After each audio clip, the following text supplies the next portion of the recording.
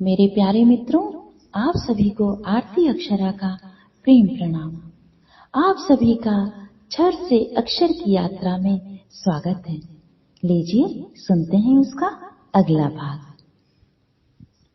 साथियों, जिस प्रकार किसी राष्ट्र को संचालित करने के लिए उसका अपना एक संविधान होता है, कुछ नियम होते हैं जिनके आधार पर राष्ट्र चलता है, उसी प्रकार प्रकृति का भी अपना एक संविधान है। प्रकृति के अपने कुछ नियम हैं जिससे समस्त ब्रह्मांड संचालित है। यदि हम जागरूक होकर पूरी प्रकृति को देखें तो पाएंगे कि एक अद्भुत अलौकिक दिव्य प्रज्ञा समस्त ब्रह्मांड में परिलक्षित होगी। प्रकृति के नियम बड़े कठोर दिखाई देते हैं। पृथ्वी अपनी कक्षा में घूमती है, चांद अपने कक्ष में घूमता है, सभी अपने अपने नियम के अनुसार चल रहे हैं, कोई किसी से टकराता नहीं है। यह प्रकृति की प्रज्ञा है। फूल खिल रहे हैं, तारे चमक रहे हैं, पानी भाप बनकर उड़ रहा है, बादल पानी बरसा रहे हैं। कभी शांत होकर प्रकृति को निहारो तो महसूस होता है कि कितने कड़े नियम है प्रकृति के और कितने अद्भुत बेजोड़ संतुलित हैं प्रकृति के नियम। आज मनुष्य संघर्ष कर रहा है, तनाव में है, अवसाद व बीमारियों से घिरा हुआ है, मानसिक अशांति है, क्योंकि वह प्रकृति के नियम के साथ लयबद्ध नहीं है। प्रकृति के सारे नियम हमारी चेतना में जागृत हैं। ध्यान करने से प्रकृति के नियमों पर हमारा अधिकार होता है। हम उनके साथ ट्यून्ड हो जाते हैं। हमारा सारा संघर्ष गिर जाता है और हम न केवल अपने शांत स्वरूप का अनुभव कर पाते हैं, बल्कि हम यह भी जान जाते हैं कि हम महाराजाधिराज हैं, हम सम्राटों के सम्राट हैं। आज हम भौतिकता की चकाचौंध में इतने उलझ गए हैं कि हमें एक पल भी अपने साथ बिताने का वक्त नहीं है। इसी कारण हम स्वयं से अनभिज्ञ हैं।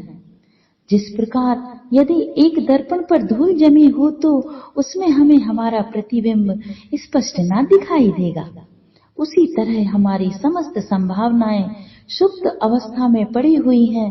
हमें पता ही नहीं कि हम कौन हैं। हे माता अपर्णा, तुम्हारे मंत्र का एक भी अक्षर मेरे कान में पड़ जाए तो उसका फल यह होगा कि मूर्ख चंडाल भी मधुपाक के समान मधुर वाणी उच्चारण करने वाला अवस्था हो जाता है।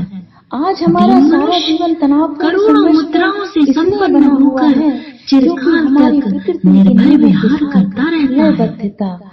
जब मंत्र के एक अक्षर के श्रवण का ऐसा फल है तो जो लोग विधि पूर्वक जप में लगे रहते हैं उनके जप से प्राप्त उत्तम फल जब तक वह मानती है कि मैं इसको कौन मनुष्य जान सकता है।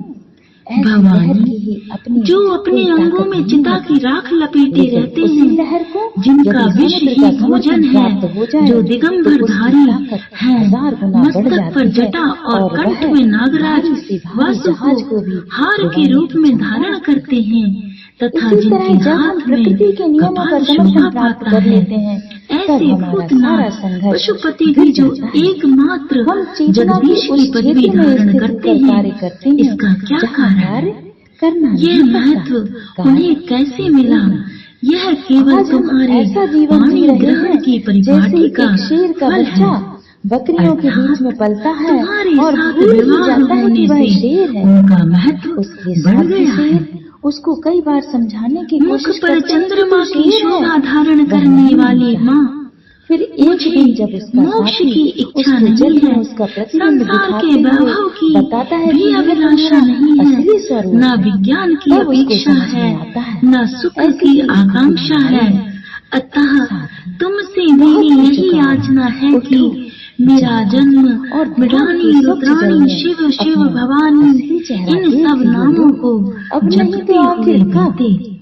हे मां श्यामा, नाना प्रकार की पूजन सामग्रियों से सभी विधि पूर्वक तुम्हारी आराधना मुझसे ना हो सकी। सदा कठोर भाव का चिंतन करने वाली मेरी वाणी ने कौन सा अपराध नहीं किया है, फिर भी तू स्वयं ही प्रयत्न करके मुझ अनाथ पर जो किंचित कृपा दृष्टि जो रखती है माँ, यह तुम्हारी ही योग है।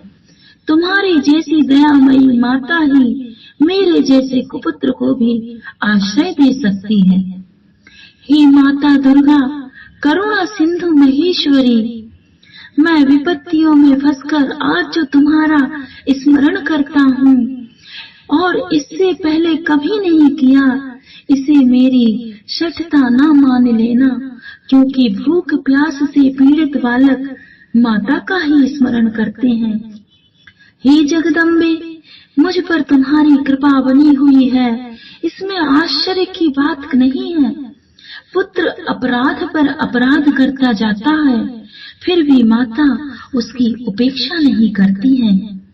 हे महादेवी, मेरे समान कोई पातकी नहीं और तुम्हारे समान कोई पाप हारिणी नहीं, ऐसा जानकर जो उचित परे वो कृपा करो, मुझ अनाथ को क्षमा करो, क्योंकि संसार में पुत्र कुपुत्र हो सकता है, परंतु माता कभी भी कुमाता नहीं हो सकती।